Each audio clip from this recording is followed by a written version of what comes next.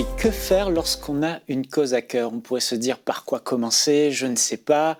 Dois-je faire quelque chose? Oui, je crois que vous êtes la lumière du monde et que Dieu veut vous utiliser. Il a des projets pour votre vie et si vous êtes sur terre, c'est parce qu'il a un dessein, une mission pour vous que vous devez accomplir.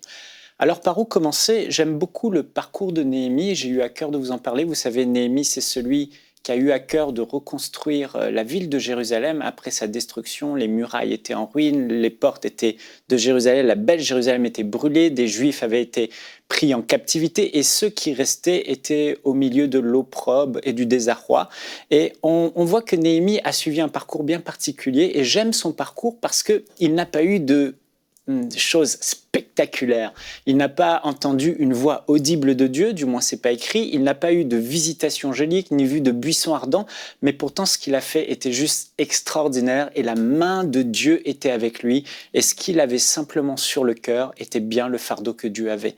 Et son histoire nous encourage à nous qui peut-être attendons le truc spectaculaire de nous dire non, Dieu peut vraiment être avec nous. Et c'est un peu ce parcours que j'ai eu à enseigne-moi.com pour EMCI TV aussi. Et voilà, alors rapidement, allons-y. Donc Néhémie, première chose qu'il a faite, c'est qu'il n'a pas étouffé le fardeau qu'il a reçu en retournant aux activités routinières de la vie, mais il a pris un temps à part pour laisser le fardeau de Dieu immerger et envahir son cœur. Et ça, c'est très important. Il est écrit dans Néhémie 1:4. Lorsque j'entendis ces choses, je m'assis, je pleurais et je fus plusieurs jours dans la désolation.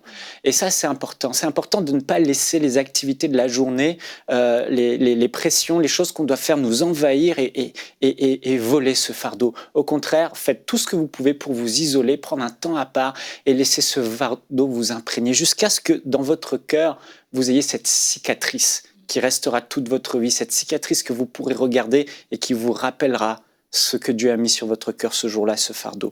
Alors la première chose, c'est de prendre ce temps à part. Et dans ce temps à part que Néhémie a fait, il n'a pas juste laissé ce fardeau l'envahir, mais il s'est tenu devant Dieu dans le jeûne et la prière. Au verset 4, la deuxième partie du verset, « Je jeûnais et je priais devant le Dieu des cieux. » Et c'est la première chose qu'on doit faire en tant qu'enfant de Dieu. Nous avons un Dieu qui est avec nous. Nous ne sommes pas seuls et avec Dieu, nous ferons des exploits. Néhémie savait qu'il n'allait pas entreprendre quelque chose de naturel, mais qu'il avait besoin du surnaturel de Dieu. Et il a pris le temps de chercher Dieu dans le jeûne et la prière. Alors, qu'est-ce qu'il a fait? Premièrement, il a intercédé. Néhémie intercède pour le peuple et rappelle à Dieu ses promesses qu'il a fait à son peuple. Et là, c'est important. Dans ce temps où le fardeau vous envahit, vous mettez un temps à part, jeûnez et priez, intercédez pour la cause en question que vous avez à cœur et rappelez à Dieu ses promesses. Seigneur, tu as dit dans ta parole, tu as dit cela. Et Dieu est fidèle, il va intervenir dans cette situation. Deuxième chose, c'est que Néhémie, dans ce temps de jeûne et de prière, va recevoir la stratégie du Seigneur, autrement dit la vision, le plan. Que puis-je faire, Seigneur, pour cette cause? Donc, il a eu le fardeau de reconstruire, il a eu le fardeau pour Jérusalem. Et là, dans ce temps de jeûne et de prière, est née la stratégie, le plan de Dieu.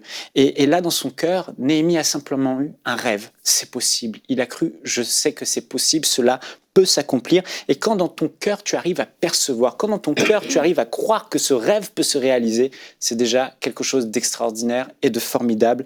Et là, à ce moment-là, quand les jours passent, tu es convaincu. L'autre chose qu'il a fait, c'est qu'il a soumis à Dieu la vision, le projet. Il a dit, donne aujourd'hui du succès à ton serviteur et fais-lui trouver grâce devant cet homme. J'étais alors échanson du roi.